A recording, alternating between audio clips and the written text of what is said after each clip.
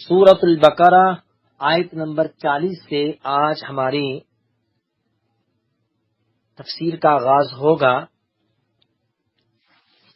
اس آیت میں اللہ رب العزت نے آغاز یا بنی اسرائیل سے کیا ہے، تو بنی اسرائیل سے مراد حضرت یعقوب علیہ السلام کی اولاد ہے۔ ظاہر ہے اسرائیل یہ حضرت یعقوب علیہ السلام کا نام یا لقب ہے۔ تو سورۃ البقرہ آیت نمبر 40 جس کا آغاز اللہ رب العزت نے یا بنی اسرائیل کے کلمہ سے کیا ہے، تو بنی اسرائیل کا جو کلمہ ہے یہ حضرت یعقوب علیہ السلام کا لقب تھا، یا بعض روایتوں کے مطابق ان کا نام تھا۔ اس سے پہلے اللہ رب العزت نے یا ایھا الناس کے ساتھ تمام لوگوں کو دعوت دی۔ شروع میں ہم پڑھ چکے ہیں یا ایھا الناس اتقوا ربکم الذی خلقکم، کہ یا ایھا الناس اے انسانوں کہہ کے خطاب کیا، لیکن اب یہاں پر بنو اسرائیل کا تذکرہ کیا، گویا کہ یہودیوں کو اور نصارہ کو خاص طور پہ بنی اسرائیل کہہ کے خطاب کیا، کیونکہ اہل کتاب ہونے کی وجہ سے ان کا حق زیادہ ہے کہ وہ نبی صلی اللہ علیہ وسلم پر ایمان لے آئیں۔ تو یہ خطاب اللہ رب العزت نے یا بنی اسرائیل کا کہیں اہل کتاب کو انعامات یاد دلا کے اور کہیں ان کی بدعمالیوں کی بنا پر انہیں ڈانٹتے ہوئے اس خطاب سے مخاطب کیا ہے۔ یہاں سے 147 نمبر آیت تک، یعنی آیت نمبر 40 سے آیت نمبر 147 تک اللہ رب العزت نے اہل کتاب پر 10 انعامات کا تذکرہ کیا ہے اور ان کے 10 برے اعمال کا تذکرہ کیا ہے جس کی بنا پر انہیں سزا دی گئی تھی۔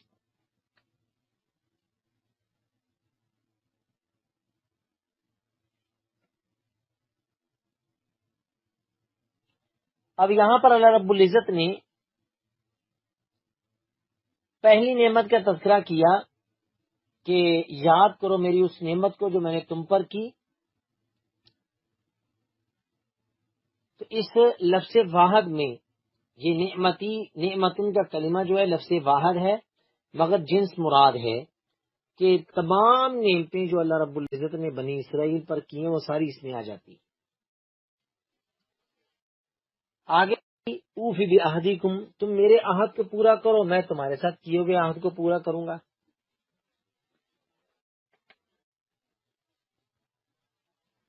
یہاں اللہ رب العزت نے ان سے کی عہد کی تفصیل بیان نہیں کی، البتہ سورہ مائدہ آیت نمبر 12 میں اللہ رب العزت نے اس عہد کی تفصیل ذکر کی ہے۔ وہ جو عہد تھا اس میں کیا تھا؟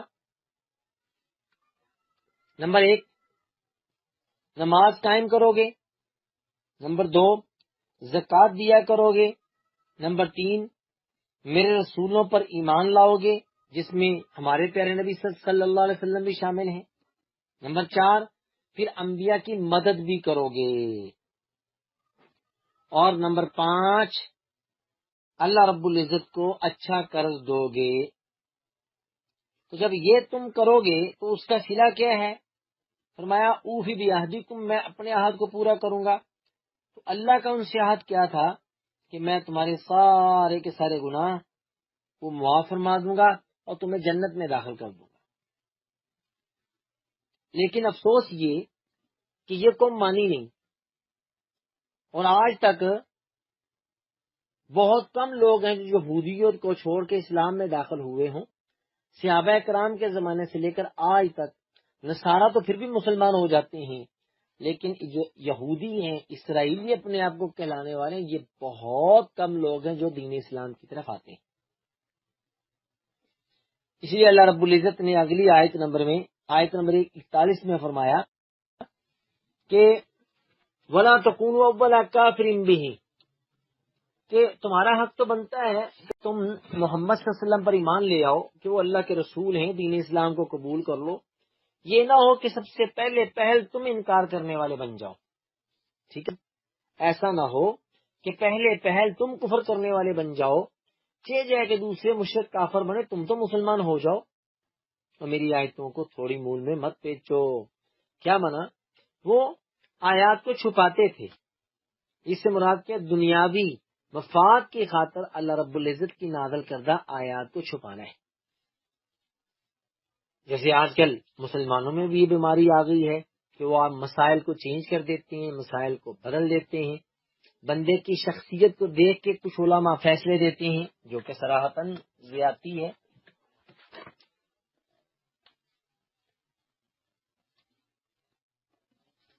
پھر جس طرح انہوں نے حق کو باطل کے ساتھ ملا دیا، آج یہی بیماری بعض علماء میں موجود ہیں کہ حق کو باطل کے ساتھ ملا دیتے ہیں، یعنی ان کے مسئلے چینج ہو جاتے ہیں، ان کے فیصلے چینج ہو جاتے ہیں، جو کہ صراحتاً ظلم و زیادتی ہے۔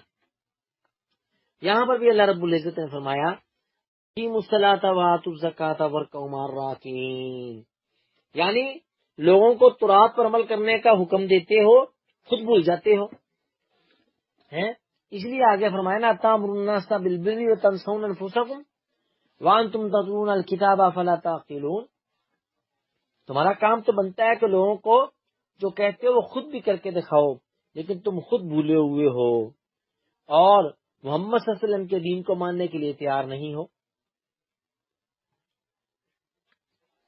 تو اللہ رب العزت نے یہودیوں کو آر دلائی کہ لوگوں کو دین کی دعوت دیتے ہو اور ان کو نیکیاں کرنے کا حکم دیتے ہو، خود تم برائی میں لگے ہوئے ہو۔ تو آج کے مسلمانوں کی یہی حالت بن چکی ہے کہ وہ لوگوں کو حکم تو دے لیکن خود عمل نہیں۔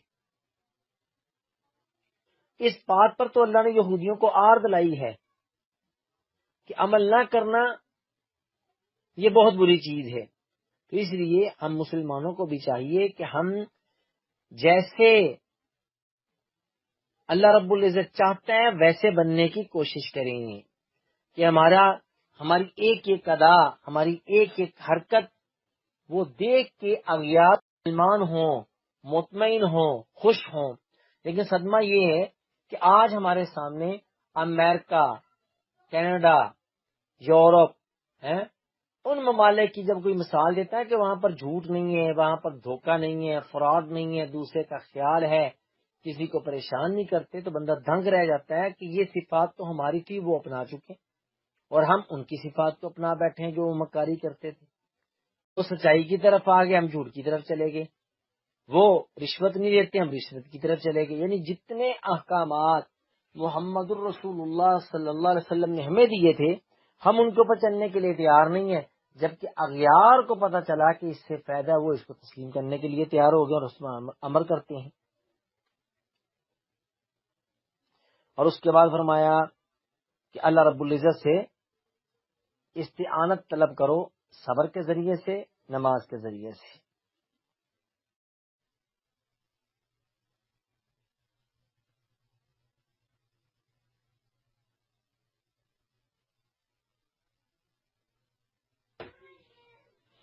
کہ 5 وقت کی نماز 5 ماہ ادا کرنا یہ بہت مشکل کام ہے، ذمہ داری والا کام ہے، مگر کرے گا کون؟ وَإِنَّهَا لَكَبِيرَةٌ إِلَّا الْخَاشِعِينَ، کہ نماز خشوع و خضوع رکھنے والے ہیں، اللہ سے ڈرنے والوں کے لیے کوئی بھاری نہیں ہے۔ جو اللہ رب العزت سے ڈرتے ہیں وہ نماز نہیں چھوڑتے، اور جن کو اللہ رب العزت کا خوف نہیں ہے وہ نماز پڑھتے ہی نہیں۔ 2 ٹوک اللہ نے فرما دی۔ اور اللہ سے خوف کھانے والے کون ہیں جو نماز کا اہتمام کرتے ہیں؟ یہ وہی لوگ ہیں انہم ملاقو ربہم وانہم الیہ راجعون، جنہیں پورا کامل یقین ہے کہ ہم نے اللہ کے ساتھ جا کے ملاقات کرنی ہے اور اللہ ہی کی طرف پلٹ کر جانا ہے۔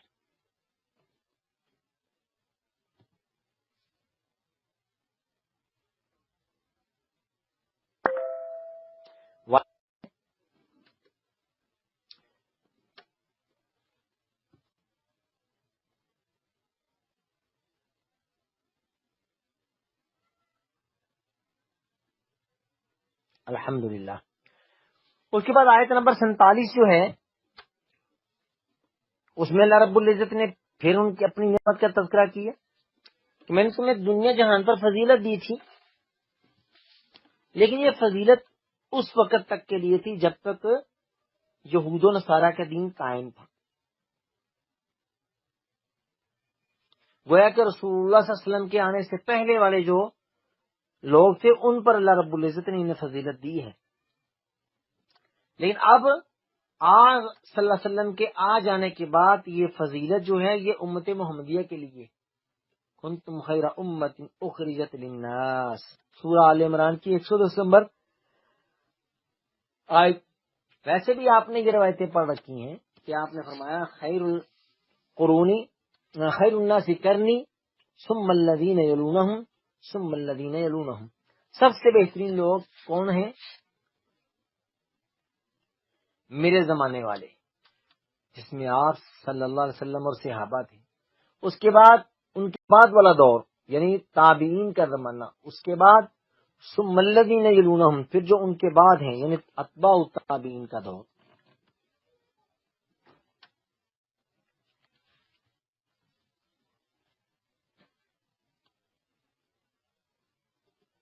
تو اللہ رب العزت نے انعامات یاد کروانے کے بعد انہیں عذاب سے ڈرایا ہے. اس لیے فرمایا واتقوا لا تجزی نفس عن نفس شیئا، کوئی کسی کے کام نہیں آئے گا، نہ شفاعت قبول کی جائے گی نہ فدیہ قبول کیا جائے گا، بلکہ ہر بندے نے اپنا اپنا اللہ کے سامنے جا کے حساب و کتاب دینا ہے. انبیاء علیہم الصلوۃ والسلام بھی اس دن اللہ رب العزت کے خوف غضب سے، اللہ رب العزت کے غصے سے ڈر رہے ہوں گے، اور کسی کے اندر جرت نہیں ہے کہ وہ کسی کی سفارش کر سکے الا باذنہ، اور اللہ کی اجازت سے. اور اللہ رب العزت نے یہاں پر 3 چیزوں کا تذکرہ کیا ہے. کوئی کسی کے کام نہیں آئے گا، نہ شفاعت قبول کی جائے گی نہ اس کے فدیہ قبول کیا جائے گا. تو یہ ویسے بھی دنیا کا دستور ہے، کسی گرفتار شخص کو چھڑانا چاہتے ہیں سکتی ہیں، کسی کی سفارش کو لے آئیں، کسی کی سفارش کروا لیں، یا فدیہ دے کے رقم روپیہ پیسہ دے کے جان چھڑا لیں، یا کیا ہے زبردستی حملہ کر کے چھڑا لیا جائے، بندہ چھین کے لے جائیں. لیکن فرمایا دنیا میں تو یہ چیز چلتی ہے، قیامت کے دن من ذا الذی یشفع عندہ، آیت الکرسی میں فرمایا ہے کون جو اللہ کے سامنے کسی کی سفارش کر سکے. قیامت کے دن یہ باتیں نہیں چلیں گی.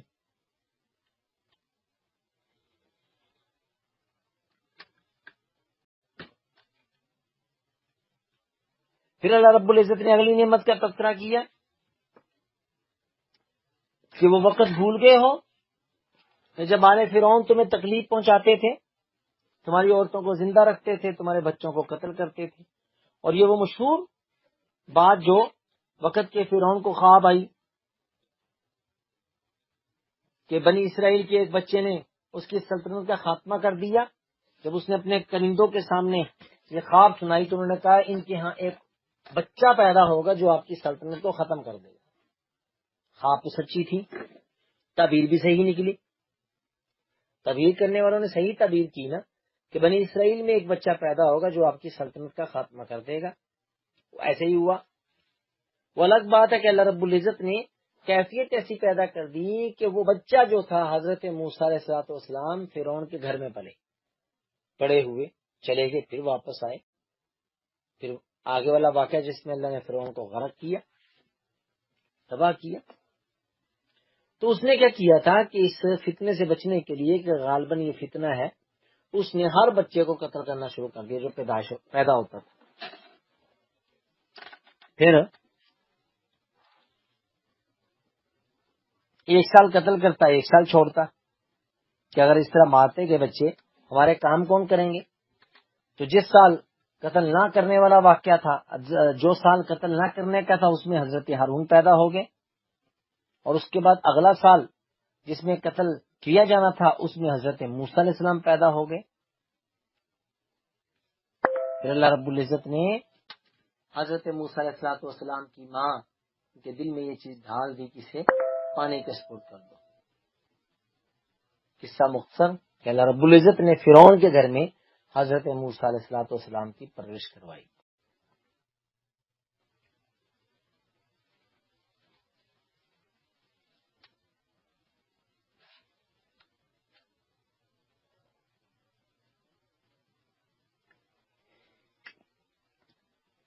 پھر فرعون کو جو اللہ رب العزت نے غرق کیا 10 محرم کو کیا.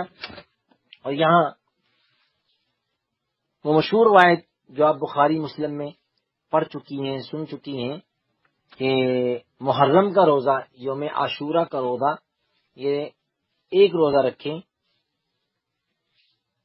تو 1 سال کے گناہ معاف ہو جاتے ہیں، گزشتہ سال کے گناہ معاف ہو جاتے ہیں. پھر اس کے رکھنے کا طریقہ بھی بتایا کہ ہم نے یہودیوں کی مخالفت بھی کرنی ہے. اگر میں زندہ رہا تو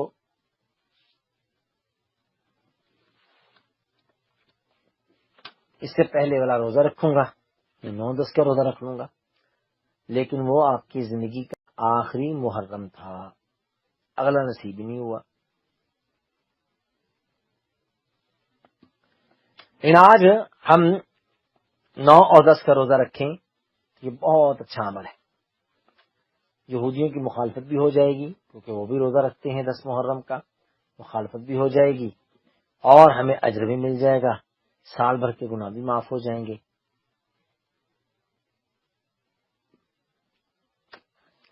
پھر اللہ رب العزت نے بنی اسرائیل کے ساتھ اپنے کیے ہوئے وعدے کا تذکرہ کیا کہ فرعون سے نجات پا جانے کے بعد بنی اسرائیل جو تھی یہ صحرائے سینا میں پہنچے، ان پر کوئی کتاب نازل نہیں ہوئی تھی. جب کتاب نازل نہیں ہوئی تھی تو پھر وہ موسیٰ علیہ السلام کی زبان مبارک سے نکلنے والے کلمات تھے جو حدیث کہلاتے ہیں. ٹھیک ہے نا جی. گویا کہ بنی اسرائیل تورات کے نازل ہونے سے پہلے جو معلومات، جو باتیں وقت کے پیغمبر اپنی امت کو سکھاتا ہے اس کے اوپر عمل کرواتے تھے، تو وہ احادیث رسول ہیں. تو احادیث رسول بھی اسلام میں حجت کا درجہ رکھتی ہے. تو موسیٰ علیہ السلام پر تورات کے نزول سے پہلے جو چیز تھی وہ ان کی وحی تھی، اللہ تعالیٰ کی طرف سے بھیجی وحی تھی، اور وہ احادیث رسول تھی. بعد میں پھر تورات آئی، جس سے ہمارے ہاں قرآن و سنت ہے، یہی اسی طریقے سے ان کے ہاں اللہ رب العزت کی نازل کردہ کتاب تورات اور اس کے ساتھ پیغمبر کی زبان مبارک اور افعال یہ حجت بن گئے. لیکن یہ نافرمانیاں بہت کرتے تھے، اللہ انہیں معاف کرتا رہتا تھا.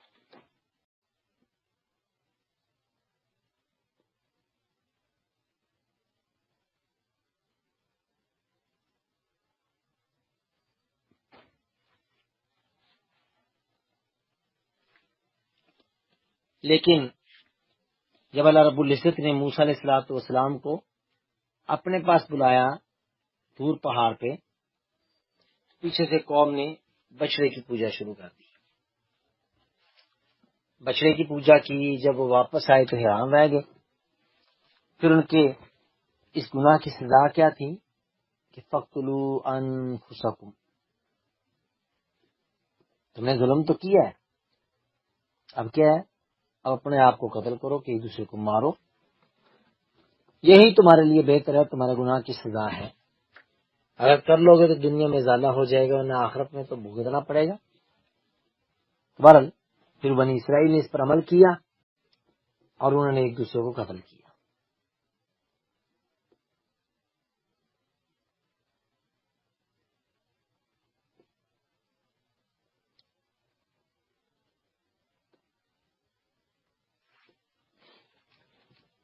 اللہ اکبر.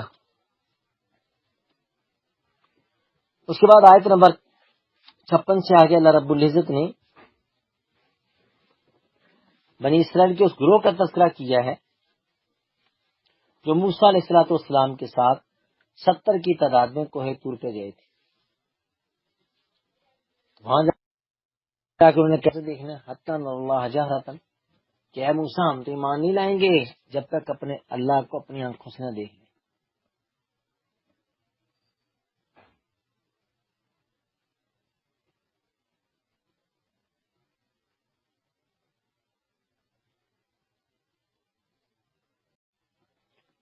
اللہ اکبر.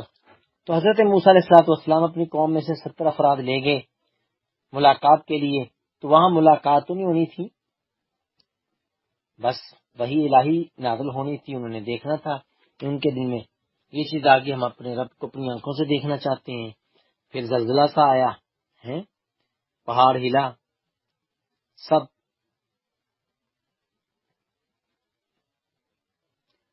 سب کے سب کو اللہ نے مار دیا، مر گئے، جیسا کہ قرآن مجید کی آیت بتا رہی ہے.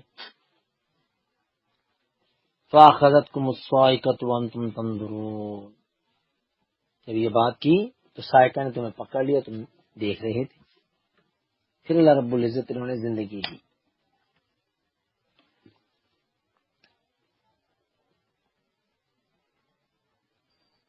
اس کے بعد اگلی نعمت کا تذکرہ کیا کہ تم پر من اور سلوا نازل کی، نمکین ڈش ہے گوند کی طرح، جو درختوں پہ گوند لگتی ہے نا، اس ان تھا یہ، جس طرح بٹیر سے ملتے جلتے پرندے تھے، ہیں بے شمار پرندے آتے جاتے انہیں پکڑ کے کھاتے پیتے تھے. یہ نہیں ہے کہ پکا ہوا آتا تھا، ایسا نہیں ہے، بلکہ وہ ان کے کام سے سکتے تھے، اپنے ہاتھوں سے پکڑ کے انہیں غبا کر کے وہ پکا کے کھایا کرتے تھے. اس کی طرف اشارہ ہے. پھر اللہ رب العزت نے ایک اور بات بتائی کہ جو ہم نے کہا آیت نمبر 58 کہ بستی میں داخل ہو جائے. اس بستی سے مراد بیت المقدس ہے. اور یہ دور تھا یوشع بن نون کا. حضرت موسیٰ علیہ الصلوۃ والسلام کا دور نہیں ہے، بلکہ یوشع بن نون رضی اللہ تعالی عنہ علیہ السلام، یوشع کا دور ہے. تو ہمارے بستی میں داخل ہو جاؤ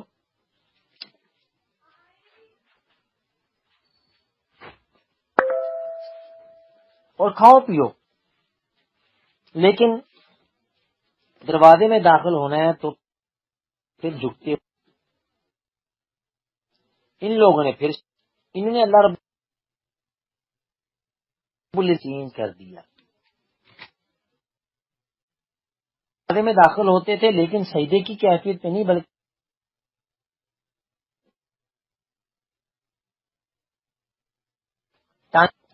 حقتا تم نہیں کہتے تھے کہ اللہ میں معاف کر دے، بلکہ کہتے تھے حبتن فی شعری، حبتن فی شعرتن، جیسے کیسرینوں کے بل دروازے میں گھستے تھے، اور حقتن کے بدلے میں حبتن فی شعرتن، کیا منا دانا بالی میں، اس طرح کے الفاظ کہتے تھے. تو اللہ رب العزت کو انہوں نے ناراض کیا.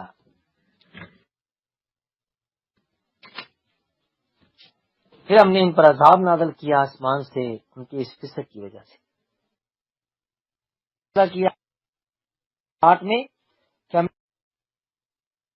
تمہارے لیے یہ تھے کہ جاری کرنے میں حکمت کیا تھی. 12 قبیلے تھے، ہر قبیلے کا الگ الگ چشمہ جاری کر دیا اللہ نے تاکہ ان کے مابین جھگڑا نہ ہو. کہ اللہ کی دیکھیں کتنی بڑی نعمت. 12 قبیلے 12 چشمے تاکہ ان کے آپس میں اختلافات نہ ہو.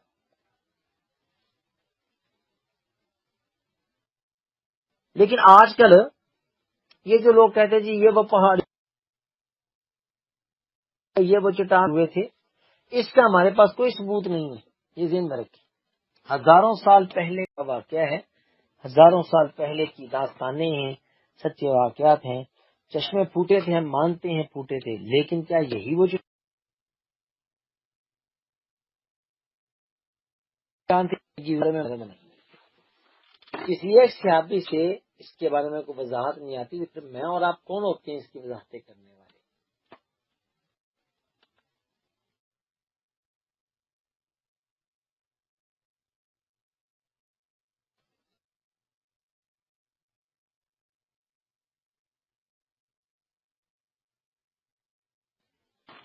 جی آپ کا کتا تھا، یہ جناب ان کی ہڈیاں پڑی ہیں اپنی طرف سے، یہ حضرت صالح علیہ السلام کی اونٹنی یہاں سے نکلی تھی، یہ ہو گیا وہ ہو گیا، کچھ ایسی فضول چیزیں جس کا ہمارے پاس کوئی.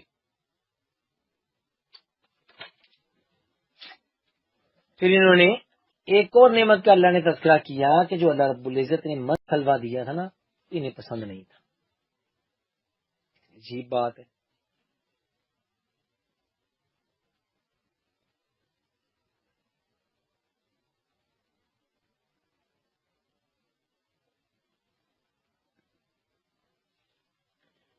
اللہ اکبر. تو پھر انہوں نے زمین سے پیدا ہونے والی چیزوں کا مطالبہ کیا، جس میں دالیں ہیں، ککڑیاں ہیں، ترکاریاں ہیں، گندم تھی، مسر تھے، پیاز تھے، ان چیزوں کا کہا. تو اللہ نے فرمایا کہ ایک اچھی چیز چھوڑ کے ہلکی چیزوں کو پسند کرتے ہو. فرمایا ہم نے تو کھانی. ٹھیک ہے پھر کرو محنت. پھر انہیں من سلوا کے بدلے میں زمین سے پیدا ہونے والی چیزیں تاکہ یہ لگاتے خود تھے.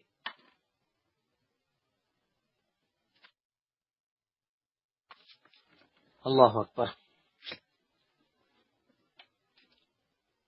پھر یہ ظالم لوگ تھے جنہوں نے انبیاء کا قتل کیا، جنہوں نے کئی انبیاء کو قتل کیا. حضرت یحییٰ علیہ الصلوۃ والسلام کو قتل کیا، زکریا علیہ الصلوۃ والسلام نے قتل کیا.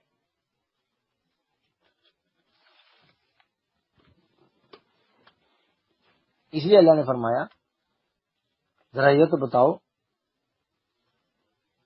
انبیاء کو ناحق طور پہ قتل کیوں کرتے ہو؟ یہ فسق نہیں ہے، نافرمانی نہیں ہے، زیادتی نہیں ہے؟ تو اس لیے آیت نمبر 62 میں اللہ نے فرمایا کہ جنت میں کون جائیں گے؟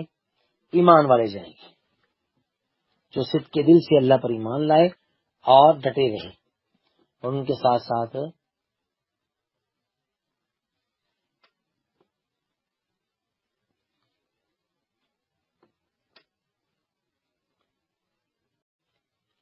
فرمایا ایمان والے جنت میں جائیں گے، یا یہودیوں میں سے وہ لوگ جنت میں جائیں گے جو اللہ اور آخرت پر ایمان لائے. آگے بھی آیتیں موجود ہیں. اور اسی طرح نصارہ میں سے وہ جائیں گے جو اللہ اور آخرت پر ایمان لاتے ہیں. ظاہر اپنے آپ کو نصارہ تو کہتے ہیں، لیکن جب رسول اللہ صلی اللہ علیہ وسلم کا دین آ گیا، اس پر عمل پیدا ہو گئے، سلمان فارسی رضی اللہ تعالیٰ عنہ کی طرح، تو پھر جنت میں تو جانا ہے. اللہ اکبر.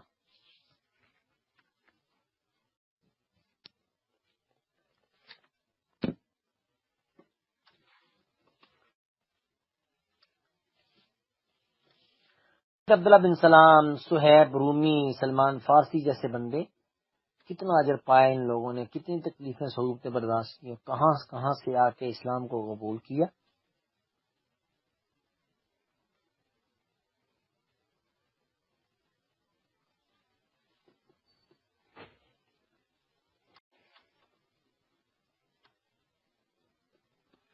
تو اگر عیسائی اپنے مذہب پر عمل کر لیں اور رسول اللہ صلی اللہ علیہ وسلم پر ایمان لے آئیں تو دو نبیوں پر ایمان لانے کا اجر ملے گا نا. اس طرح صحابی جن کو لوگ بے دین کہتے تھے، اگر وہ اچھے اعمال کرتے ہیں، برے اعمال سے بچتے ہیں، تو وہ بھی جنت میں جائیں گے، بشرط یہ کہ محمد الرسول اللہ صلی اللہ علیہ وسلم کی رسالت کا اقرار کرنا، اللہ رب العزت کی وحدانیت کا اقرار کرنا، پھر کامیابی حاصل ہوگی.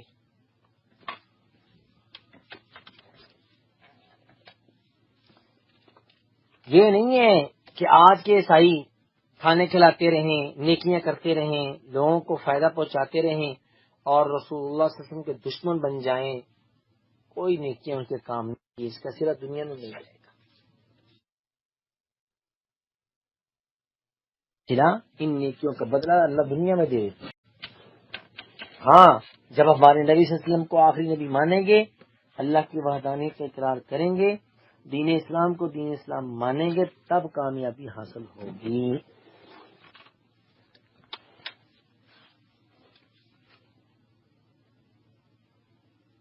اس کے بعد اللہ رب العزت نے اصحاب سبت کا تذکرہ کیا، ہفتے کے دن زیادتی کرنے والے. اس کی تفصیل سورہ اعراف کی آیت نمبر 163 سے 166 میں آئے گی. تو اس پر گفتگو ہم وہاں پر کریں گے.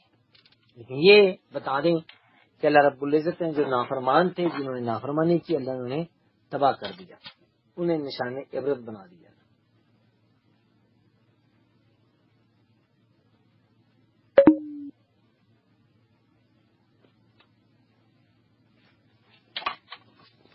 اللہ اکبر. کہ بنی اسرائیل میں ایک قتل کا واقعہ رونما ہوا جس کی بنا پہ سورۃ البقرہ ہے. اس سورت کو سورہ البقرہ کہتے ہیں. اس میں اس قصے کا تذکرہ کیا جس میں اللہ رب العزت نے ایک گائے کو ذبح کرنے کا حکم دیا.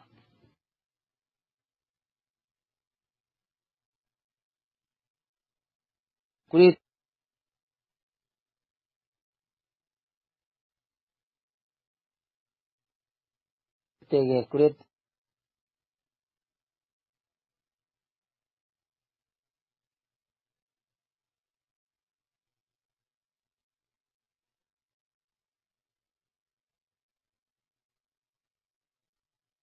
بڑی مشکل سے انہوں نے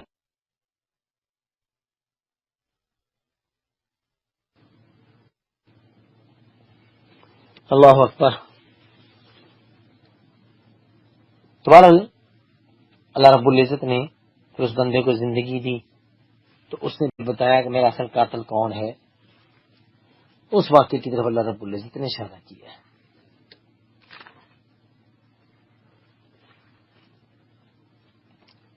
اس کے بعد آیت نمبر 74 میں اللہ رب العزت نے ان کے دلوں کی کیفیت کو بیان کی ہے کہ ان کے دل بڑے پتھر ہیں. اور آج بھی دیکھ لیجئے، آج بھی یہ کیفیت ان کے اندر بدرجہ کم پائی جاتی ہے. ٹھیک ظلم پایا جاتا ہے لیکن مسلمان کسی کو بے دردی سے قتل نہیں کرے گا. اس کے دل میں بحثیت انسان کے اندر آ جائے گی.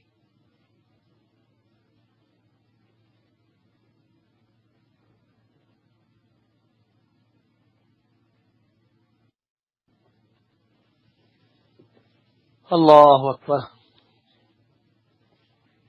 اللہ نے ان کے دل کی کیفیت کو بیان کیا. فرمایا پھر ان کے دل سخت ہو گئے، پتھر کی طرح سخت ہو گئے تھے، بلکہ پتھروں سے زیادہ سخت ہو گئے تھے. پھر اللہ رب العزت نے پتھروں کی کیفیت بتائی. جو پتھر بہت سخت ہوتے ہیں، ٹھیک ہے نا جی. کچھ پتھر وہ ہوتے ہیں جن کے اندر سے نہریں جاری ہوتی ہیں، ٹھیک ٹھاک پانی نکلتا ہے جناب. اور کچھ جو اللہ کے خوف کی بنا پہ پھٹ جاتے ہیں اور ان میں سے پانی نکلنے لگ جاتا ہے. اور کچھ وہ ہیں جو لڑک جاتے ہیں. لینڈ سلائڈنگ ہوئی ہے، ہو تو گئی، کروائی کس نے ہے؟ رب نے. اللہ کے خوف سے، اللہ کے ڈر سے وہ اوپر سے نیچے کی طرف گر جاتے ہیں.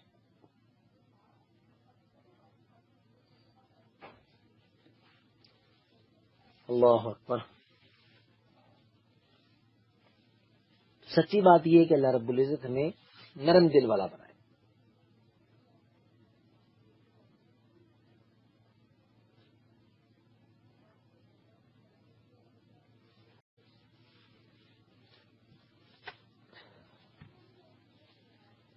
وائس اوکے ہے الحمدللہ؟ ذرا بتا دیجئے.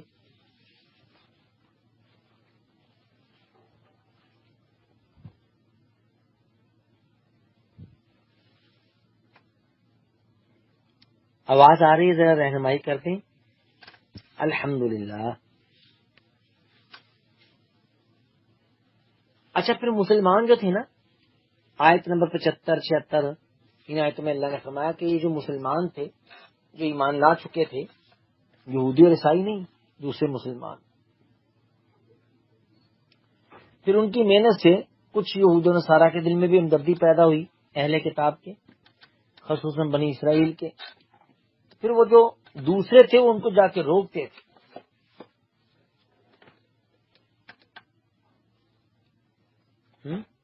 اور کچھ ایسے تھے وہ آیات تورات کو تعریف کرتے، چینج کر ڈالتے تھے. اور اس میں آپ کو پتہ ہے مشہور واقعہ ہے، ان کی ایک عورت نے بدکاری کی، آپ کے پاس فیصلہ لے کر آئے تو آپ نے جو تورات میں وہی فیصلہ ہے. کہا تورات میں تو ہم یہی ہے کہ اس کو تھوڑی بہت سزا دے کے چھوڑ دیتے ہیں. فرمایا منگاؤ تورات. تورات منگائی گئی ہے، حضرت عبداللہ بن سلام موجود تھے. فرمایا وہ پڑھنا جس کے اوپر ہاتھ رکھا ہے. وہاں سے پڑھ.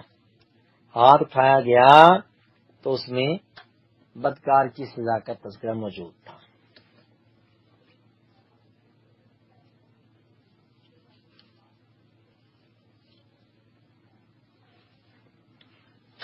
کہ اسے مار دیا جائے، شادی شدہ مرد ہو یا عورت بدکاری کرے انہیں قتل کر دیا جائے گا.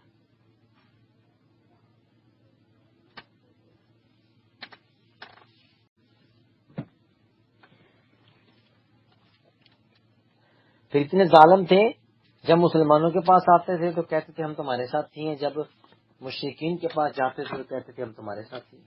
اس طریقے سے یہ شرارتیں کرتے تھے.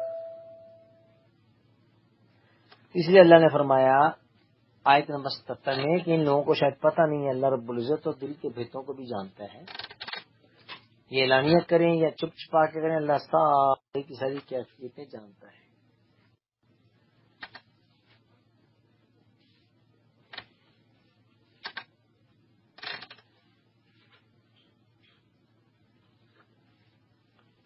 اس کے بعد اللہ رب العزت نے ان کے طبقات کا تذکرہ کیا. عوام کی حالت بتائی گئی کہ چٹے ان پڑھ تھے، آرزوؤں کو لے کے چلتے تھے، امیدیں باندھی ہوتی تھیں. جس طرح آج بھی یہ چیز پائی جاتی ہے مسلمانوں میں.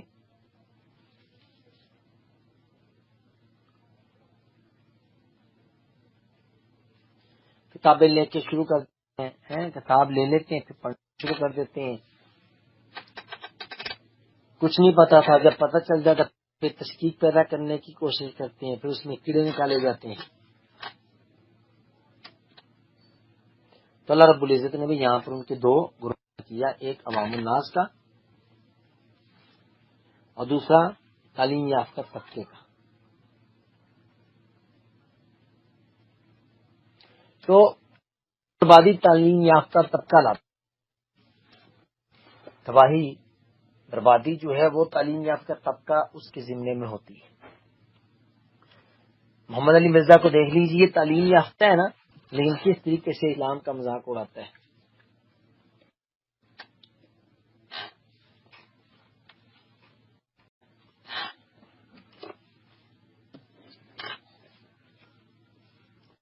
اسی طرح غامدی ہے، پڑھا لکھا ہے لیکن لوگوں کو پتہ ہے، عجیب و غریب قسم کے فتوے جاری کرتا ہے.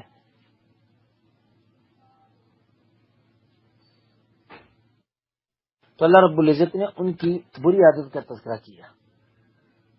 اپنے ہاتھ سے لکھنے کے بعد کیا دیتے ہیں کہ یہ اللہ کی طرف سے دھوکہ دیتے ہیں. تو میں لکھنے والے وہی تباہ ہوں گے، اللہ انہیں چھوڑے گا نہیں. اچھا یہ دیکھ لیجیے، انہیں یہ پتا تھا، آیت نمبر 80 میں دیکھیں، انہیں یہ پتا تھا کہ ہم جو کر رہے ہیں وہ بہت برا عمل ہے، ہم جو عمل کر رہے ہیں وہ بہت برا ہے. انہیں علم تھا، اس لیے کہتے تھے کہ آگ ہمیں چھوئے گی تو صحیح، لیکن چند ایام چھوئے گی.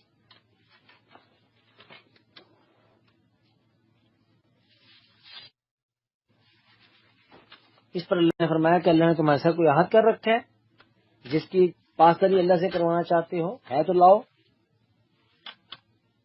بلکہ یہ گناہگار ہیں، خطا کار ہیں، نافرمان ہیں، پیغمبر پر ایمان نہیں لاتے، یہ تو جہنم میں جائیں گے.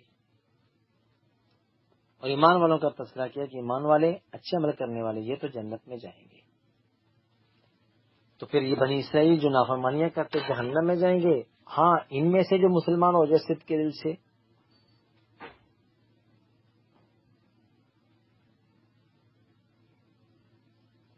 تو وہ جنت میں چلا جائے گا. یہودی ہو یا عیسائی ہو یا کسی اور مذہب کا ہو، صدق کے دل سے مسلمان ہو، آپ کی رسالت کا اقرار کرے، اللہ کی وحدانیت کا اقرار کرے، کتابوں کو کتاب مانے.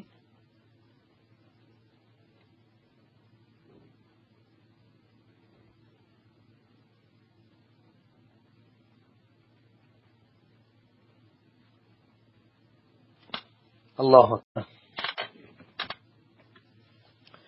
اس کے بعد اللہ رب العزت نے اگلی آیات میں 83 سے آگے اللہ رب العزت نے کچھ اعمال کا تذکرہ کیا ہے. نمبر 1، لا تعبدون الا اللہ، عبادت صرف اللہ کی کرنی ہے. عبادت صرف اللہ کی کرنی ہے، والدین کے ساتھ حسن سلوک سے پیش آنا ہے.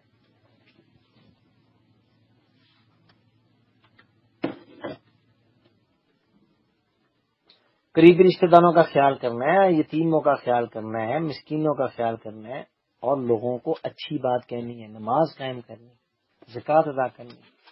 یہ اتنے کچھ بتانے کے بعد فرمایا لیکن یہ اتنی ڈھیٹ قوم ہے، ثم تولیتم الا قلیلا منکم، تم میں سے تھوڑے لوگ ہیں جو اس پر عمل کرتے ہیں، باقیوں نے منہ پھیر لیا۔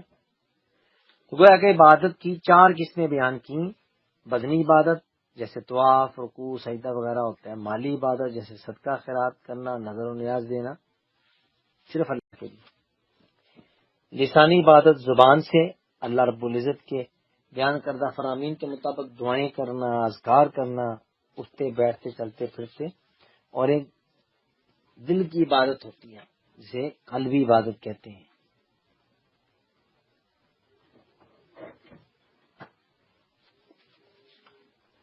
اللہ اکبر، یہ ساری کی ساری باتیں صرف اللہ کے لیے، اس کے ساتھ کسی کو شریک ٹھہرانے کی ضرورت نہیں ہے۔ پھر والدین کا تذکرہ کیا، ان کے ساتھ اس نے سلوک سے پیش آنا ہے۔ یہاں وہ مشہور روایت جب صحابی نے پوچھا من ابر یا رسول اللہ، اللہ اکبر، کہ کون ہے سب سے زیادہ نیکی کا مستحق جس سے نیکی کو؟ فرمایا تیری ماں، پھر پوچھا فرمایا تیری ماں، پھر فرمایا تیری ماں، چوتھے نمبر پہ پوچھا فرمایا ابا کا، پھر تیرے والد۔ تو وہ ہے کہ ماں کا درجہ بہت زیادہ ہے۔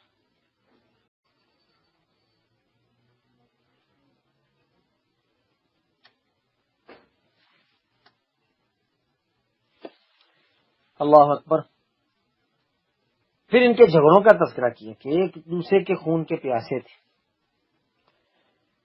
اللہ اکبر۔ یہ جو آیتیں اگلی 86 تک، اس میں اللہ رب العزت نے یہود و نصارہ کے 3 گروہوں کا تذکرہ کیا جو مدینہ میں آباد تھے۔ یہودیوں کے 3 قبیلے آباد تھے، بنو قینقاع، بنو نذیر اور بنو قریظہ۔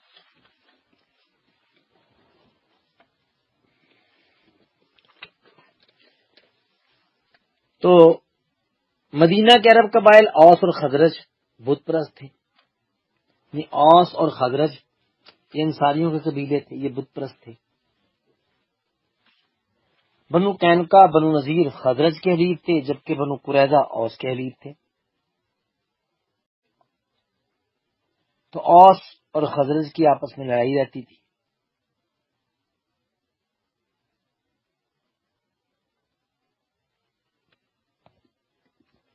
تو پھر یہ ایک دوسرے کی مدد کرتے تھے، اس لیے فرمایا کہ تم آپس میں ایک دوسرے کو قتل کرتے ہو۔ ظاہر ایک جب قینقاع والے اوس سے حملہ کریں گے، لڑائی کریں گے، تو اوس کے بندے مارے جائیں گے، تو پھر ان کے یہودی بھی تو مارنے میں شامل ہے نا۔ میں تم تو اتنے ظالم لوگ ہو کہ ایک دوسرے کو قتل کرتے ہو اور ایک گروہ کو ان کے گھروں سے نکال دیتے ہو، زیادتی کرتے ہوئے ظلم و زیادتی کے ساتھ ان پر غلبہ پاتے ہو، قیدی بن کر آ جائیں تو پھر تم فدیے دے کے چھڑانے کی کوشش کرتے ہو، پھر تمہیں اپنی نسل کا اعتبار آ جاتا ہے، نسل کا لحاظ آ جاتا ہے، لڑتے ہوئے نہیں پتہ لگتا۔ تو میں کیوں تم کچھ حصے پر ایمان لاتے ہو، کچھ کا انکار کرتے ہو؟ اس طرح کی حرکت کرنے والوں کی سزا کتنی بری ہوگی۔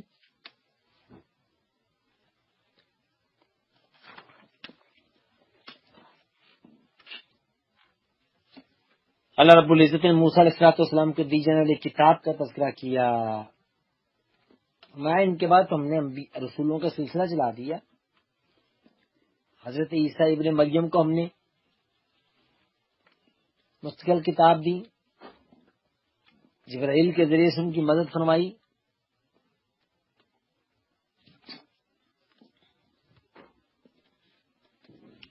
جب بھی ان کے پاس کوئی پیغمبر آیا تو انہوں نے مخالفت کی، ایک گروہ کو جھٹلا دیا، ایک کو قتل کر دیتے تھے، اتنے برے لوگ تھے۔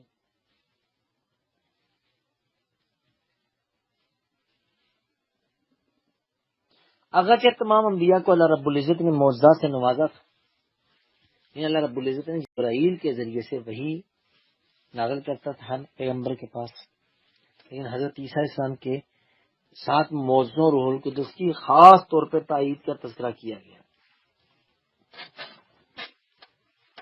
کہ اللہ رب العزت نے بنی اسرائیل ان میں سے جو نصارہ تھے. فرمایا ان کے ساتھ تو حضرت جبرائیل علیہ الصلوۃ والسلام تائید کرتے تھے، ان کی مضبوطی کا باعث تھے.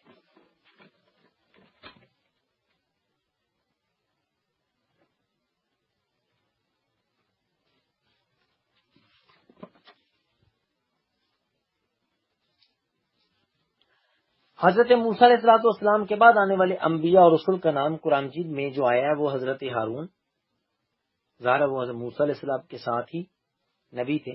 ذوالکفل کا تذکرہ آتا ہے، الیاس کا آتا ہے، یسع، داؤد، سلیمان، حضرت عزیر، یونس، زکریا، یحییٰ اور آخر میں عیسیٰ علیہ السلام.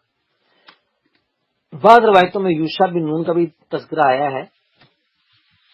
البتہ لقمان جو ہیں وَلَقَدْ آتَيْنَا لُقْمَانَ الْحِکْمَةَ، ان کے پیغمبر ہونے میں اختلاف ہے. اس کے علاوہ اور بھی کتنے ایسے رسول ہیں جن کا اللہ نے تذکرہ نہیں کیا. ممکن ہے حضرت موسیٰ علیہ الصلوۃ والسلام سے لے کر عیسیٰ علیہ الصلوۃ والسلام تک کے دور میں متعدد انبیاء اور رسول آئے ہوں، ان کا اللہ نے تذکرہ نہیں کیا.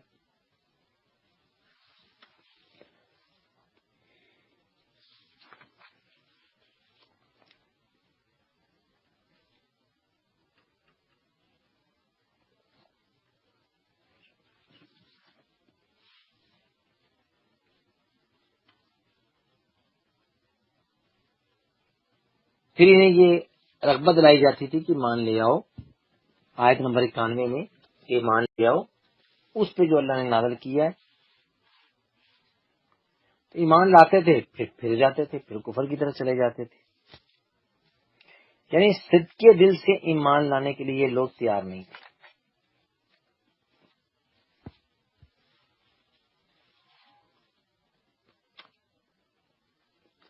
تو اس لیے اللہ نے فرمایا کہ تم تو بہت برے لوگ ہو ہیں.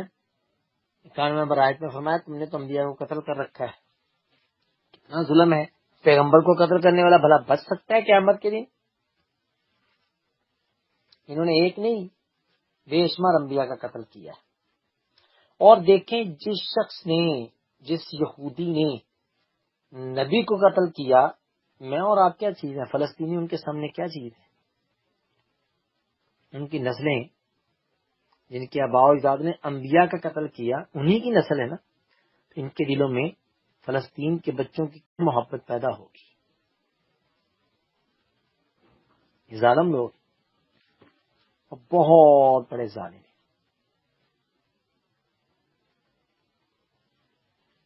پھر کوہ طور پہ کوہ طور کا تذکرہ کیا. ان کی شرارتوں، ان کی ہٹ درمیوں کی بنا پہ، انکار کی بنا پہ جب کوہ طور ان کے اوپر صاحبان کی طرح آیا، ڈر گئے پہاڑ گر جائے گا، معافی مانگی. اللہ اکبر. لیکن بچے کی محبت ان کے دل میں گھسی ہوئی، اور آج بھی ہے. آج کے یہودیوں میں بھی بیماری موجود ہے کہ بچے کی محبت ان کے دلوں میں گھسی ہوئی ہے. موت سے بہت خائف. آیت نمبر 94 اور 95 میں اللہ نے فرمایا موت سے بہت ڈرتے ہیں. انہیں کہو نا اگر آخرت کا گھر خالصتاً تمہارے لیے ہے تو پھر فتمنوا الموت، موت کی کرو نا تمنا. لیکن فرمایا یہ کبھی بھی نہیں کریں گے. انہیں پتہ ہم نے آگے بھیجا کیا ہے، پلے ہے کیا جو ہم موت کی تمنا کریں. کبھی بھی موت کی تمنا نہیں کریں گے.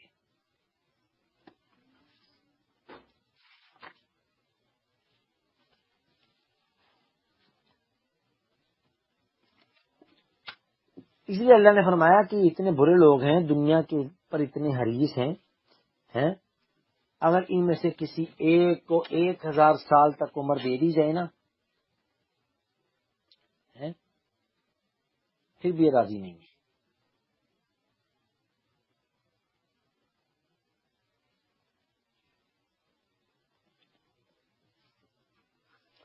پھر اس کے بعد اللہ رب العزت نے حضرت جبرائیل علیہ الصلوۃ والسلام کا تذکرہ کیا.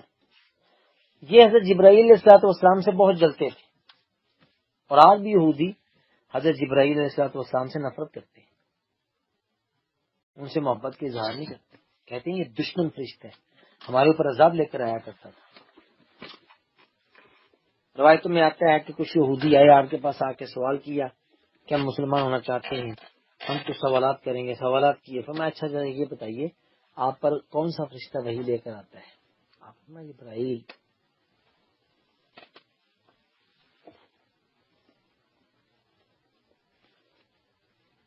وہی کون لے کر آتا ہے؟ فرمایا جبرائیل. کیا وہ تو لڑائی اور جنگ والا فرشتہ ہے، ہم تو نہیں مانتے اسے. ہاں اگر آپ میکائیل کا تذکرہ کرتے کہ میکائیل وہی لے کر آتا ہے تو شاید ہم ایمان لے آتے، اب نہیں لائیں گے.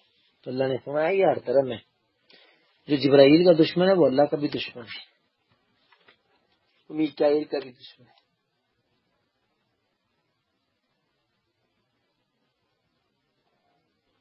اللہ اکبر. تو اس لیے اللہ رب العزت نے کھل کے کہہ دیا کہ ایک فرشتے کا منکر سارے فرشتوں کا منکر ہے. ایک نبی کا انکار کرنے والا سب انبیاء کا انکار کرتا ہے. ایک پیغمبر کا انکاری گویا کہ سارے نبیوں کا منکر ہے. اس کے بعد پھر اللہ رب العزت نے حضرت سلیمان علیہ الصلوۃ والسلام کا واقعہ نقل کیا. یا مختصراً یہ یاد کر لیجئے کہ حضرت سلیمان علیہ الصلوۃ والسلام جادوگر نہیں تھے. انبیاء اور جادوگر ہو ہی نہیں سکتا، تھے ہی نہیں. ہاں ان کے دور میں جادو عروج پر تھا، جادو کے طریقے کار چلتے تھے، لیکن حضرت سلیمان علیہ الصلوۃ والسلام تو مسلمان تھے.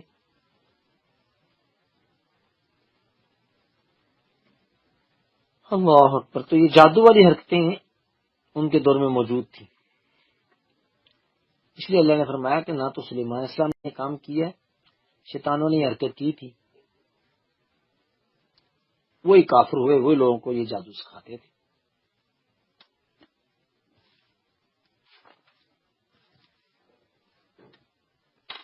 تو یہاں اللہ رب العزت نے ہاروت اور ماروت دو فرشتوں کا تذکرہ کیا کہ بابل شہر میں ان پر اللہ کی طرف سے احکامات نازل کیے گئے، اور وہ کسی ایک کو جادو نہیں سکھاتے تھے، یہاں تک کہ وہ کہتے تھے کہ جادو مت سیکھو، ہمیں تو آزمائش کے لیے بھیجا گیا.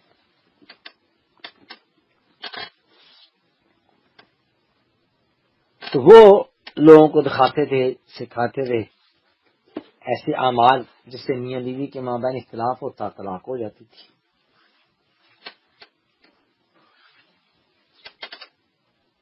آپس میں میاں بیوی، اور یہ حرکتیں آج بھی یہودیوں کے اندر پائی جاتی ہیں.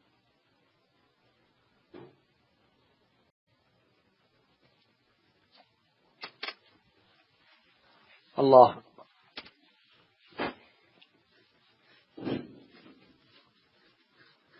اس کے بعد آیت نمبر 104 میں اللہ رب العزت نے پیارے نبی جناب محمد صلی اللہ علیہ وسلم کے ساتھ بولنے کا شفاف الفاظ کے ساتھ آپ کو مخاطب کیا جائے اور اپنی زبانوں کو ٹیڑھا مت کیا جائے. کیونکہ یہ یہودی جو تھے جب آپ کے پاس آتے تھے تو رائنا کے بدلے میں رائنا کہہ کے پکارتے تھے. رائنا کا معنی کیا ہوتا ہے؟ ہماری رعایت کیجیے، ہمارا خیال کیجیے. رائنا ان کو ٹیڑھا کر کے پڑھتے تھے، جس کا معنی کیا؟ ہمارے چرواہے.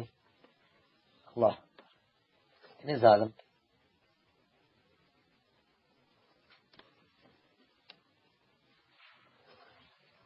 تو یہ آمدن یہ لفظ بولتے تھے الفاظ کا ہیر پھیر کرتے ہوئے، رسول کو نعوذ باللہ یہ کہنے کی جسارت اختیار کرتے تھے کہ آپ ہمارے چرواہے ہیں. تو اس پر اللہ نے آیتیں نازل کر دی کہ تمہاری یہ حرکتیں ہیں. یہ کیوں نہیں کہتے انظرنا، آپ ہماری طرف دیکھیے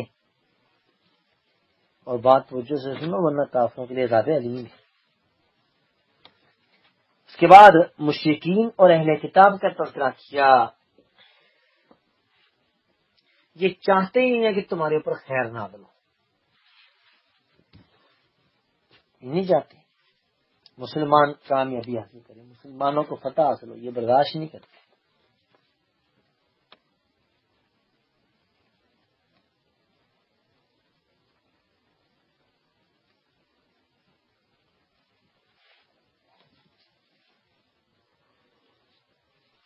تو آج بھی یہی بیماری ان کے اندر باوجود میں بھی یہی تھی. مسلمانوں کی بھلائی تو انہیں اچھی لگتی نہیں ہے نا. مسلمان ملک مضبوط ہو تو یہ برداشت نہیں، شاعتیں شروع کر دیتے ہیں.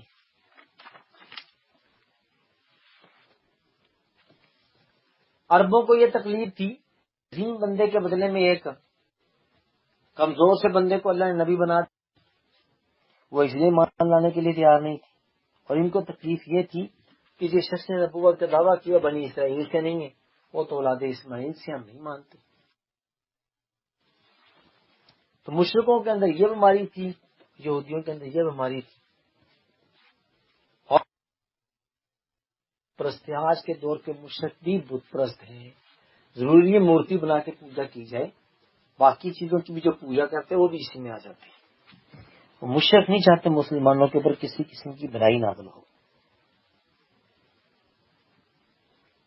اس لیے آیات کے اوپر قرآن مجید کیا مرضی ہے، جسے چاہے منسوخ کرے، جسے چاہے قائم رکھے. آج ایک فیصلہ اللہ نے صادر کیا تو اللہ تعالیٰ خالق اور مالک ہے، اگلے دن اس کو چینج بھی کر سکتا ہے. یہ اعتراض کرتے تھے کہ یہ کس طرح ہو سکتا ہے کہ آیات الہی جو اس میں نسخ مانا جائے، یہ نہیں مانتے تھے. نسخ ہوتا ہی نہیں. اللہ نے فرمایا اللہ کی مرضی ہے، ہو سکتا ہم کسی چیز کے حکم کو کینسل کریں تو ہم جو بعد میں دیں اس سے زیادہ اچھا ہو، اور ہوتا بھی ایسے ہی. پھر ان کے سوالات عجیب و غریب قسم کے ہوتے تھے، اس لیے اللہ نے فرمایا کہ یہ تم چاہتے ہو کہ تم اسی طرح سوالات کرو جیسے موسیٰ علیہ الصلوۃ والسلام سے ان کی قوم نے سوالات کیے تھے.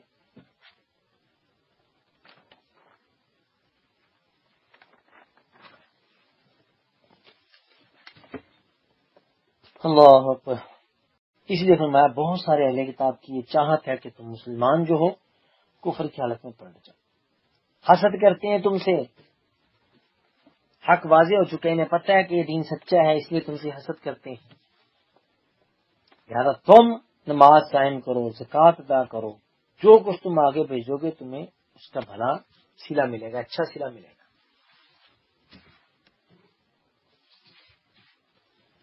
پھر اپنے آپ کو خوش کرنے کے لیے جھوٹ بولتے تھے اور کہا کرتے تھے، آیت نمبر 111 میں کہا کرتے تھے کہ جنت میں صرف یہودی داخل ہوں گے یا نصارہ داخل ہوں گے، ورنہ یہ خود یہودی عیسائیوں کے مخالف ہے.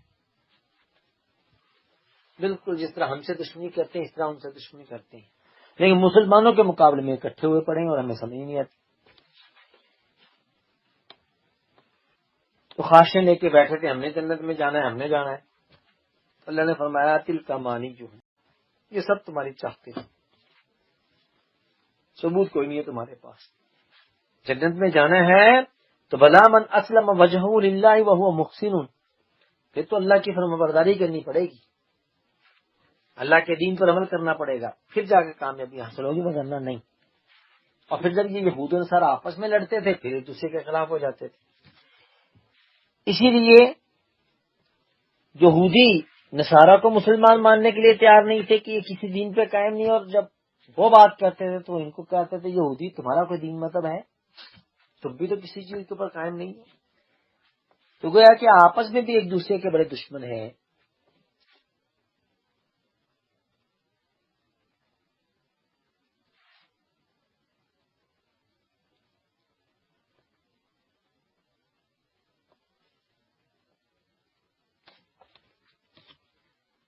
تو گویا کہ دونوں ایک دوسرے کے بارے میں کہتے ہیں کہ یہ کسی دین پہ قائم نہیں ہے. وہ تورات کی تلاوت کرتے ہیں، وہ انجیل کی کرتے ہیں، اور اسی طرح کی باتیں دوسروں نے بھی کی. تو میں اللہ تعالیٰ قیامت کے دن فیصلے کر دے گا ان میں سے سچا کون ہے. تو سچا دین دین اسلام ہے، دین محمدی ہے. یہ آخری امت ہے، آخری امت ہے، اس کے بعد کوئی اور امت نہیں آئے گی. اور انشاءاللہ امت محمدیہ سب سے پہلے جنت میں جائے گی. اور سب سے بدترین انسان کون ہے؟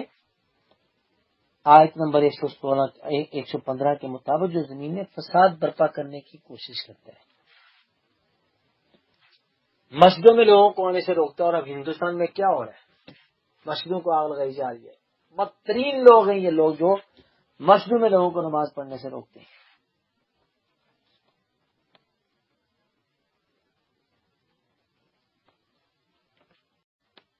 بدترین لوگ.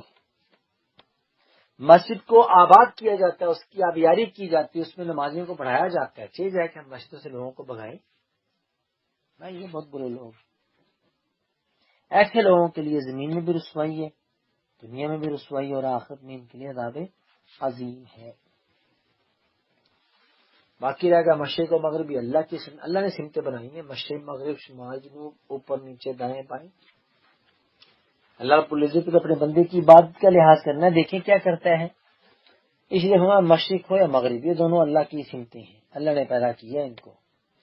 جہاں کہیں بھی تم ہو، تم اللہ کی طرف رخ پھر لو، اللہ وسیع جاننے والا ہے۔ پھر ان ظالموں نے کہہ دیا اللہ نے اولاد پکڑ رکھی ہے۔ تو جس مالک کے لیے، جس خالق کے لیے زمین و آسمان اس کے کنٹرول میں ہیں، اتنے بڑے آسمان، اس اولاد کی کیا ضرورت پڑی ہے؟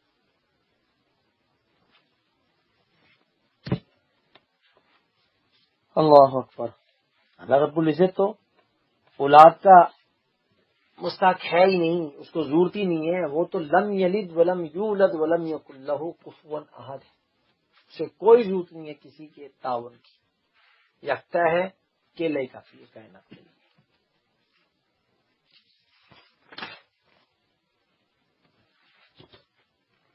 اس کے بعد اللہ رب العزت نے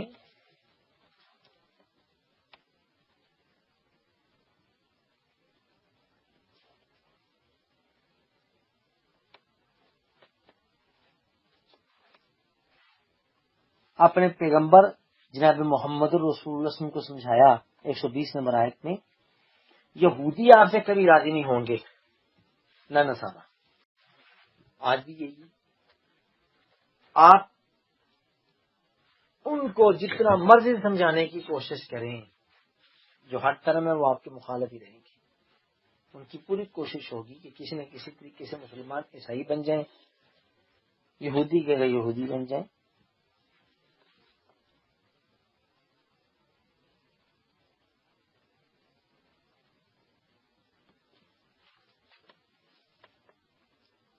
لہذا فرمایا اگر آپ نے ان کی تھوڑا سا بھی ان کے ساتھ نرم معاملہ کر لیا نا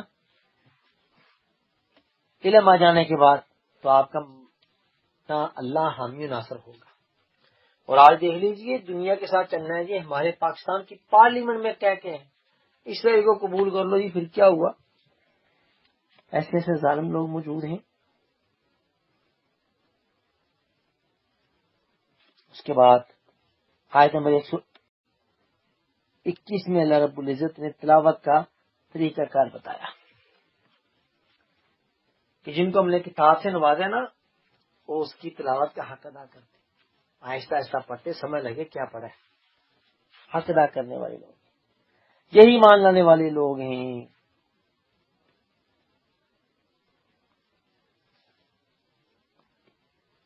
پھر بنی اسرائیل کا تذکرہ کیا کہ میں نے تم پر انعام کیا تھا، جہنم پہ فضیلت دی تھی، جیسے کہ ہم پیچھے پڑ چکے کہ اپنے دور کے اعتبار سے قیامت تک کے لیے فضیلت نہیں دی ان کو۔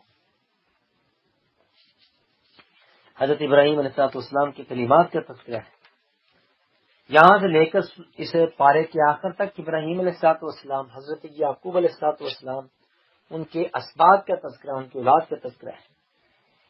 کتنا عظیم خاندان ہے یہ انبیاء میں سے۔ ابراہیم علیہ السلام کو تو ابو الانبیاء کہتے ہیں، انبیاء کے باپ، جد امجد ہیں۔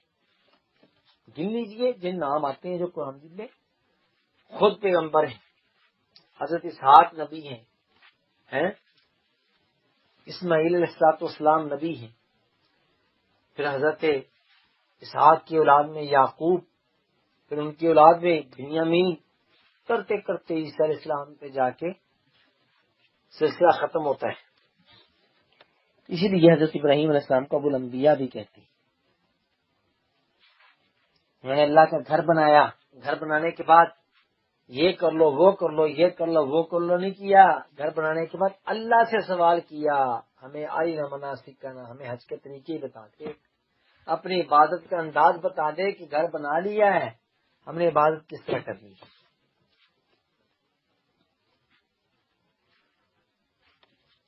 تو آج بدعات، خرافات لے کے بیٹھے. گھر بنانے کے باوجود ابراہیم علیہ السلام نے اللہ سے دعا کی ہمیں طریقہ بھی سکھا دیجئے تیری عبادت کس طرح کرنی ہے. انہوں نے حکم دیا کہ میرے گھر کو صاف ستھرا کرو، نماز پڑھنے والوں کے لیے، قیام کرنے والوں کے لیے، رکوع کرنے والوں کے لیے. اور انہوں نے کیا، اللہ سے دعائیں بھی مانگی. پھر ابراہیم علیہ السلام نے یہ بھی دعا کی. انہیں پتا تھا نا کہ جس وادی پہ میں اپنی بیوی اور بچے کو چھوڑ رہا ہوں وہاں کوئی چیز پیدا نہیں ہوتی، لے کے جانی پڑتی. پھر انہوں نے اللہ رب العزت سے دعا کی،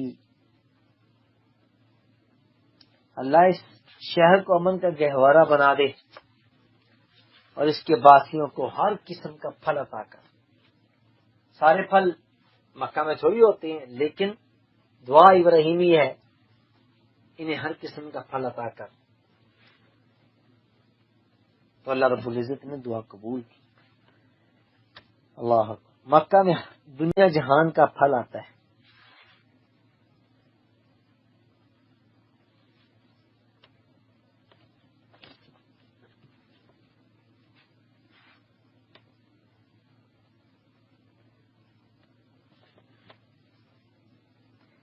جس طرح مکہ معظمہ امن والا شہر ہے بھی عینی، اسی طریقے سے رسول اللہ صلی اللہ علیہ وسلم نے بھی مدینہ کو حرمت والا شہر قرار دیا ہے.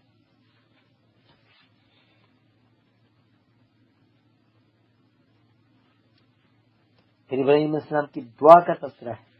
انہوں نے جب بیت اللہ کی تعمیر کی دعا کی تھی، ان کے اندر ایک ایسا شخص محفوظ کر جو ان پر آیتوں کی تلاوت کرے، دین سکھائے، عمل سکھائے، حکمت اور تزکیہ کرے.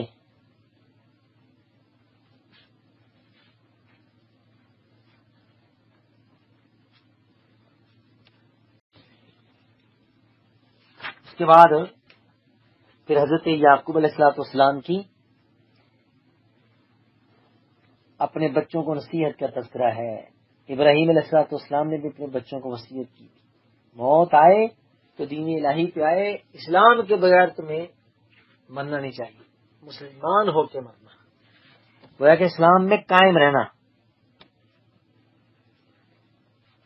تمہیں موت آئے تو اسلام کی حالت میں آئے. اس لیے یہود و نصارہ کو کہا کہ جب انہوں نے اپنے بچوں کو وصیت کی تھی، نصیحت کی تھی، تم وہاں پر موجود تھے، جو آرام سے کہہ دیتے تھے کہ ابراہیم یہودی تھے، وہ کہتے ہیں جی وہ نصرانی تھے، جیسا کہ آگے والی آیت میں آ رہا ہے، آیت نمبر 135 میں.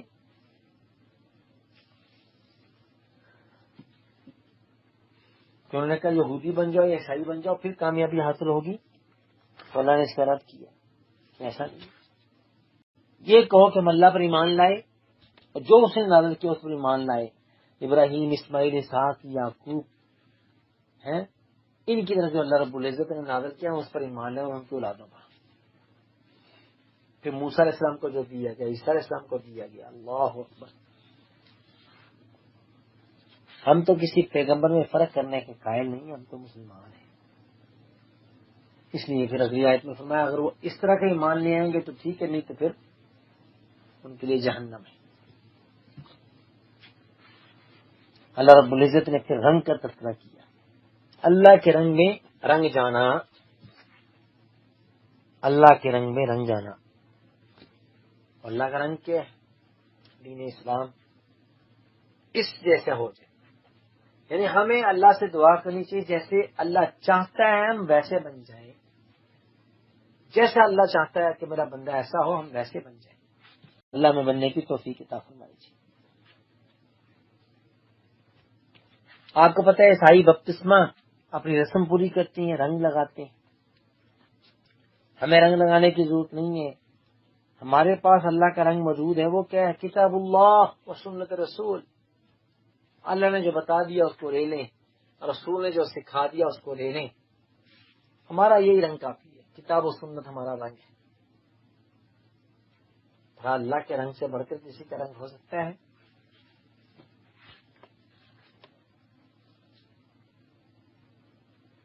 اس کے بعد پھر یہ فرمایا کہ یہ اہل کتاب کیوں جھوٹ بولتے ہیں کہ ابراہیم اور ان کی اولاد جو تھی وہ یہودی تھی یا نصرانی تھی. دلیل ہے تو لے آؤ. جس چیز کا علم نہیں ہے تم اس کے بارے میں کیوں فضول بات کرتے ہو. اس لیے فرمایا تلک امت، یہ آیت 2 دفعہ آئی قرآن مجید میں، پارے کے آخر میں بھی آئی ہے، اور یہی آیت اس سے پہلے بھی آیت نمبر 134 میں گزر چکی ہے. بڑی پیاری آیت. یہ آیت جامع اور مانے. تلک امت، امت کی چلی گئی دنیا سے. تم کیوں کہتے ہو کہ ابراہیم یہودی تھے یا نصرانی تھے؟ وہ ایک امت تھی، وہ دنیا سے چلی گئی ہے.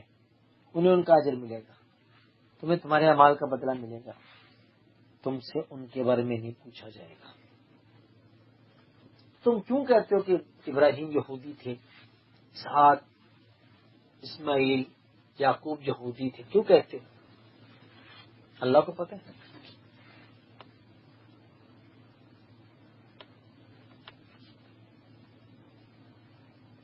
اور یہی آیت ہم پیش کرتے ہیں واقعہ کربلا کے موقع میں. نہ میں وہاں پر موجود تھا نہ آپ تھے، روایتیں بھی کمزور. ہمیں کیا ضرورت پڑی ہے بحث کرنے کی؟ ہم اس آیت کو پڑھنے تھے کہ امت ان کا تھڑک لہا ماں کا سبق. ٹھیک ہے یزید کے دور میں واقعہ رونما ہوا، لیکن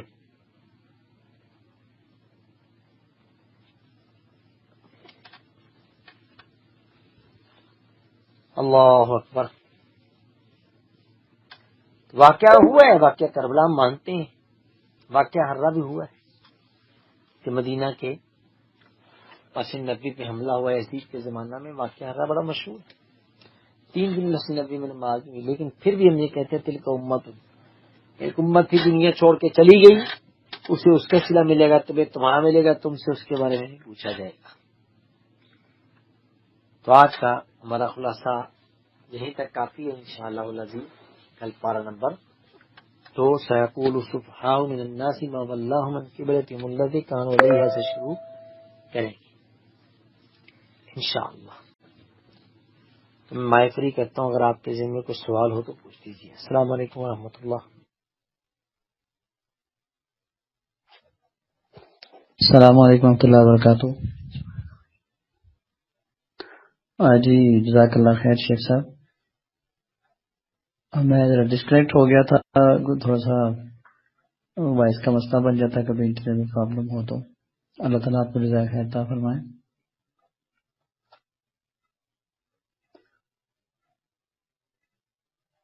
جی سسٹر آپ تشریف لائے مائک. کسی کا بھی کوئی سوال ہو تو آپ مائک میں پلیز تشریف لائیے اور شیخ صاحب سے سوال کیجیے. شیخ صاحب انشاءاللہ قرآن اور حدیث کی روشنی میں اس کا جواب دیں گے.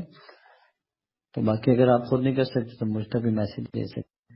جی میں مجتبیٰ سسٹر مائک میں آپ کے لیے چھوڑ رہا ہوں. السلام علیکم و رحمۃ اللہ وبرکاتہ.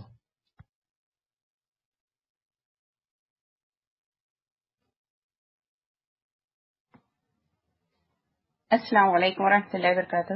میری آواز آ رہی ہے؟ پلیز کنفرم کر دیجیے. جی جزاکم اللہ خیرن کثیرہ شیخ، بہت اچھی تفسیر آپ نے یاد دہانی کروائی. اللہ تعالیٰ آپ لوگوں کو آپ کو بہترین جزائے خیر دے. شیخ میرا یہ سوال ہے زکوٰۃ کے معاملے میں کہ اب یہ حالات لاک ڈاؤن کی وجہ سے کافی مسلمانوں کے حالات بہت کھانے پینے کے بہت مشکلات آئے، تو کیا ہم زکوٰۃ کے پیسوں سے ان کو رمضان آنے سے پہلے ان کے گھروں میں اناج دلا دینا بہتر ہے، یا انہیں پیسہ ہاتھ میں کیش دینا بہتر ہے زکوٰۃ کا؟ تو کیا اس میں کچھ ہمارے لیے کیا احکامات ہیں؟ اور یہ دوسرا یہاں ہے کہ ایک بردر ہیں جو مسلمانوں کو قیدیوں کو کھانا بھیجتے ہیں افطاری اور سحر. تو اب انہوں نے بتایا اس سال کافی مسلمان قیدی جیلوں میں بند ہے اور انہیں افطاری سحری کی ضرورت ہے. تو کیا ہم اس میں بھی پیسہ لگا سکتے ہیں ہماری زکوٰۃ کا؟ تو اس میں تھوڑا سا آپ اگر کلیئر کر دیں تو بڑی مہربانی ہوگی. جزاکم اللہ خیرن کثیرہ شیخ. السلام علیکم و رحمۃ اللہ وبرکاتہ.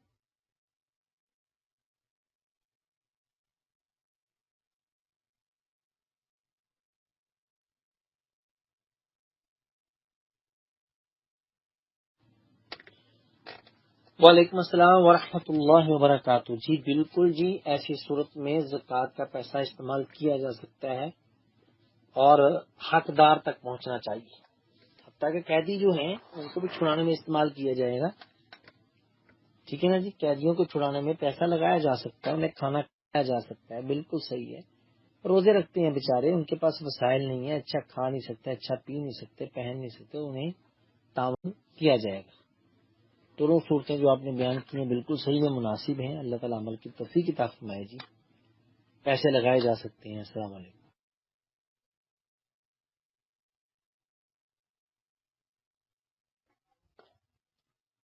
السلام علیکم ورحمۃ اللہ وبرکاتہ. جی جزاک اللہ خیر شیخ صاحب. شیخ صاحب سوال یہ پوچھا جا رہا ہے کہ ایک فیملی ہے اور فیملی کا تعلق جو ہے وہ پاکستان سے ہے, جن کو زکوٰۃ دینے کا ارادہ ہے ان کا, لیکن معاملات کچھ اس طرح سے, ان کا مکان بھی ذاتی ہے اور کام کاج کے لیے انہوں نے گاڑی بھی رکھی ہوئی ہے, لیکن موجودہ دنوں میں ان کے جو ہے نا گھر پہ بقول اس فیملی کے فاقے والے حالات چل رہے ہیں. لیکن جو صاحب زکوٰۃ دینا چاہتے ہیں ان کا یہ کہنا ہے کہ جب ان کے حالات کچھ بہتر ہوتے ہیں تو یہ پیسے اڑا دیتے ہیں, پکنک پہ چلے گئے بچوں کو لے کے اور کھانے پینے پہ اڑا دیے اور فضول خرچ سے بندے ہیں. لیکن بیچ میں ان کے ایسے بھی معاملات آ جاتے ہیں جیسے آج کل ایسے چل رہے ہیں معاملات. تو اب ایسی فیملی کو کیا بندہ دے سکتا ہے کہ جب ان کا اپنا کام کاج ہوتا ہے تو وہ پیسے اڑاتے ہیں, جب پیسے ختم ہو جاتے ہیں تو پھر خود زیادہ پریشان ہو جاتے ہیں, اور رونا دھونا بھی اگرچہ مانگتے نہیں ہیں لیکن ان کی چیز ظاہر ہو جاتی ہے کہ ان کے گھر اس طرح کے معاملات چل رہے ہیں. تو شیخ صاحب کیا ایسی فیملی کو بھی زکوٰۃ دی جا سکتی ہے؟ السلام علیکم ورحمۃ اللہ وبرکاتہ.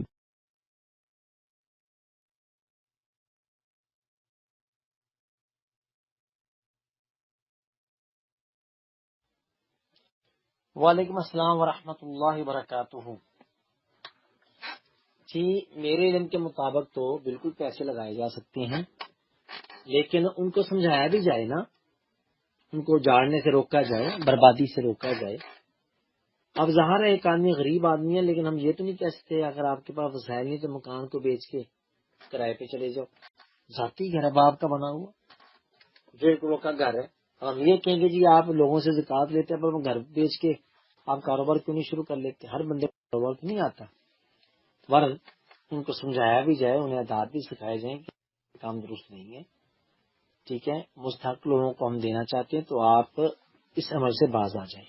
ممکن ہے سمجھانے سے وہ سمجھ جائیں, اجاڑنے سے اپنے پیسے کو برباد کرنے سے بھی باز آ جائیں. اور ہم اگر ان کے حالات کمزور ہیں, واقعی نظر آتا ہے تو ان کا تعاون کر سکتے ہیں. السلام علیکم.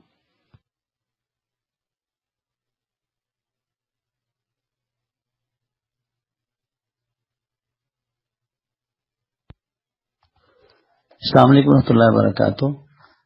جی جزاک اللہ خیر شیخ صاحب.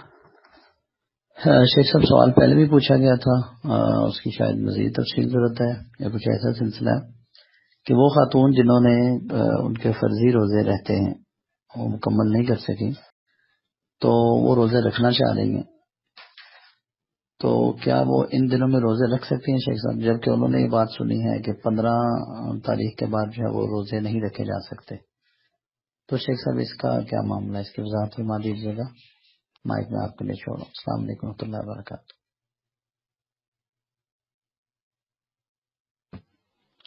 وعلیکم السلام ورحمۃ اللہ وبرکاتہ. دیکھیں جی 15 تاریخ شعبان کے بعد روزے رکھنا اس بندے کے لیے منع ہے جو سال بھر کے روزے نہیں رکھتا, گاہے بغیر 13, 14 کا, ہر سوموار جمعرات کا.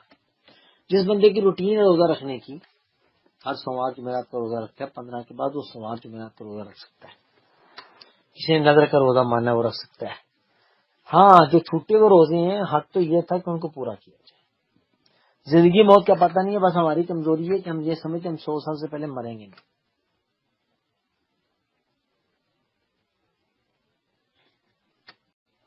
ٹھیک ہے, تو پہلے اپنے فرائض جو رہتے ہیں ان کو پورا کریں, لیکن رمضان شروع ہو جائے تو وہ بعد میں قضائی دی جائے گی. جو موجودہ روزے وہ رکھے جا سکتے ہیں. السلام علیکم.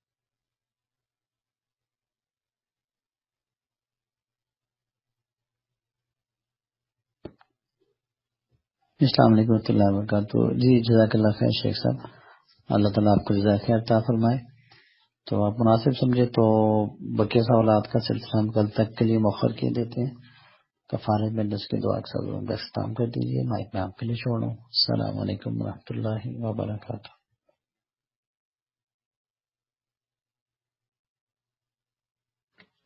وعلیکم السلام ورحمۃ اللہ وبرکاتہ. میری دعا ہے اپنے رب سے، اے اللہ ہم سب کے گناہوں کو معاف فرما، اور اس وقت جتنے لوگ درس سن رہے ہیں اللہ تعالیٰ ہم سب کے لیے اپنا اجر ثابت کرتے ہیں. اے اللہ بابرکت مہینہ ماہ رمضان ہمیں دیکھنا نصیب فرما. ہماری مسجد کے بزرگ تقریباً 1.5 مہینہ ہو گیا پہلے فوت ہو گئے، جو عرصہ 40 سال سے ایک دن کا روزہ رکھتے تھے اور ایک دن کا روزہ چھوڑ. ایسے لوگ بھی دنیا میں موجود ہیں، مہینے میں 4-5 قرآن مکمل کرتے تھے. اللہ اکبر، بہت ہو گیا. بڑی تمنا کیے ہوئے تھے ماہ رمضان میں میں نے عبادت کرنی اور ایک دن روزہ رکھتے تھے ایک دن چھوڑتے تھے، لیکن اللہ کا فیصلہ آ گیا. اللہ ہمیں ماہ رمضان دیکھنا نصیب فرما. اللہ ہمیں ماہ رمضان دیکھنا نصیب فرما.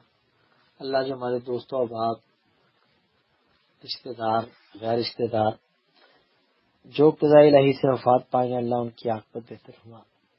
سبحان ربک رب العزت عما یصفون وسلام علی المرسلین الحمد للہ رب العالمین. سبحانک اللہم وبحمدک اشہد ان لا الہ الا انت استغفرک واتوب الیک. السلام علیکم ورحمۃ اللہ.